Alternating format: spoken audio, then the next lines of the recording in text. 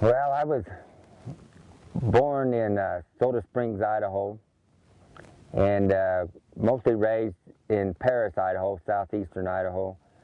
Had the chance to ride with some really good Hackmore man back there, George Hume, and I learned some from my great-grandfather, listened to his stories, and I've always been drawn to this type of horsemanship because I've seen it done the other way, and none of it really impressed me any. So I just figured that, this way suits me better, and I have more satisfaction riding with the Vaquero horsemanship. And just continually striving to learn more and more. I still learn every day. I learn from a lot of different people, and I'll continue to learn. I'll never probably reach my goal, but striving for that goal will be, is satisfying enough. I'm true to these roots. Even when I show just the way I am. I am who I am, and I'm proud of who I am. So I'm not going to change because it doesn't fit a certain type of group of people to fit into the show world or to fit into the Texas world, Oklahoma world, or whatever it may be. I am who I am and always will be, true to these roots. I feel this Vaquero horsemanship is a real important part of our heritage. So that's why I enjoy trying to communicate to people and show them this style of horsemanship because I think it's being forgotten, and there's a lot of misunderstanding of what Vaquero horsemanship is.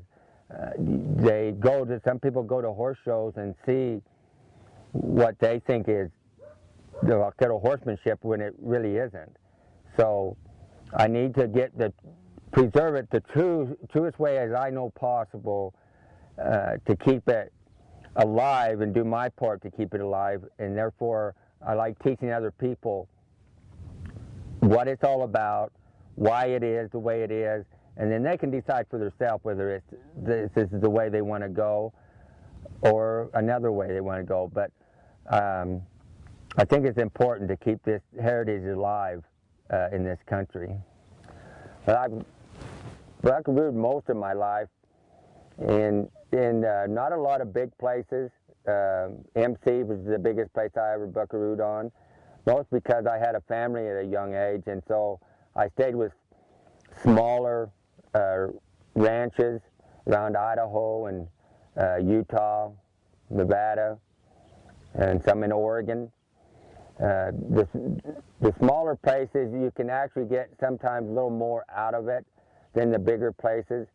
You have a more opportunity to ride more on the bigger places, but seems like things are a little slower on the smaller places, smaller size places, 4,000 or 5,000 head of mother cows. And it's a little bit slower pace, where the bigger outfits are a little faster pace, so you can pace yourself a little bit different on the smaller places. And I enjoyed working on the bigger places, a few of them, and I learned a lot there.